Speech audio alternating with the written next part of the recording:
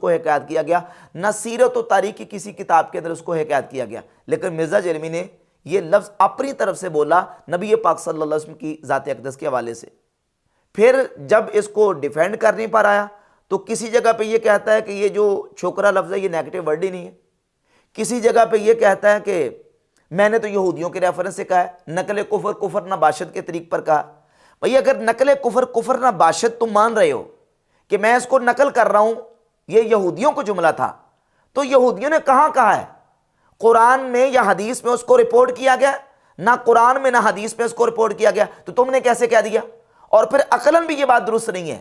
نبی پاک علیہ السلام جب مدینہ طیبہ میں تشریف لائے تو حضور کی عمر اس وقت 53 سال سے ابو تھی، 53-54 سال کی عمر تھی۔ 53-54 سال کی شخصیت کو کل کا چھوکرا کہنا کہا ہی نہیں جا سکتا، عقلاً بھی درست نہیں ہے، معاشرے کے اعتبار سے بھی درست نہیں ہے۔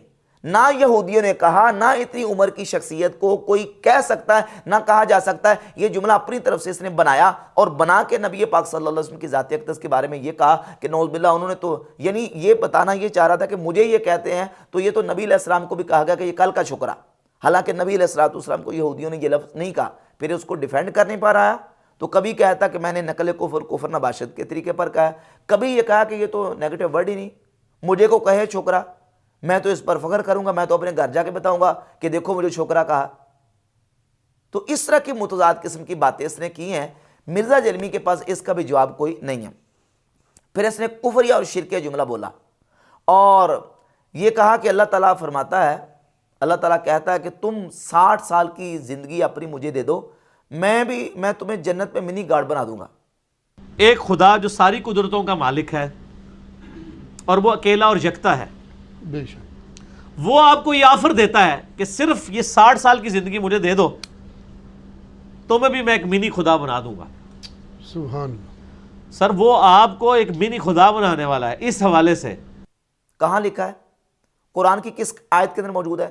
کس حدیث کے اندر موجود ہے کہ اللہ تعالیٰ کہتا ہے کہ تم 60 سال کی زندگی مجھے دے دو، میں تمہیں جنت میں منی گارڈ بنا دوں گا؟ ویسے اپنے مقابلے میں مخالفین کو کہتا ہے انہوں نے نبیوں پیغمبروں کو منی گارڈ بنایا ہوا ہے، انہوں نے اپنے پیروں استادوں کو منی گارڈ بنایا ہوا ہے۔ کسی سنی مسلمان کا یہ عقیدہ نہیں ہے کہ نعوذ باللہ تعالیٰ پیغمبر یا نبی یا ولی یا کوئی اللہ کا نیک بندہ منی گارڈ ہے۔ ہمارا تو عقیدہ ہماری کتابوں کے اندر لکھا ہوا ہے کہ جو اللہ کے علاوہ کسی اور کو خدا کہتا ہے وہ کافر ہے۔ اللہ کے علاوہ کسی اور کو خدا کہنا کفر ہے۔ فتاوی رضویہ کے میں نے حوالہ جات دیے، دیگر ائمہ اہل سنت کے میں نے حوالہ جات پیش کیے ہیں کہ اللہ کے علاوہ کسی دوسرے کو خدا کہنا ہمارے ہاں تو جائز ہی نہیں ہے، اور ہمارے اوپر بہتان لگا رہا ہے کہ انہوں نے گارڈ بنایا ہوا ہے، منی گارڈ پیغمبروں کو بنایا ہوا ہے، اپنے پیروں مرشدوں کو انہوں نے منی گارڈ بنایا ہوا ہے، جبکہ یہ کفریہ اور شرکیہ عقیدہ خود مرزا جرمی نے بیان کیا اور آج تک اس کفریہ شرکیہ عقیدے سے مرزا جرمی نے رجوع نہیں کیا۔ تو یہ اس کی اپنی گستاخانہ اور کفریہ عقائد، اس کے بابوں کے گستاخانہ اور کفریہ عقائد، ان کا مرزا جرمی کے پاس کوئی جواب نہیں۔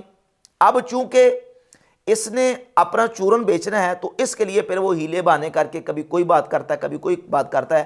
اپنے اس بیان کے شروع اور آغاز میں مرزا جرمی نے وہی شرک کا جو رٹا لگاتا ہے اسی کو پروموٹ کرتے ہوئے ایک مسئلہ پکڑ لیا، چونکہ اس کا اہل سنت کے موقف کے ساتھ تعلق ہے، میں اس کی وضاحت بھی کرنا ضروری سمجھتا ہوں، اور وہ ہے کہ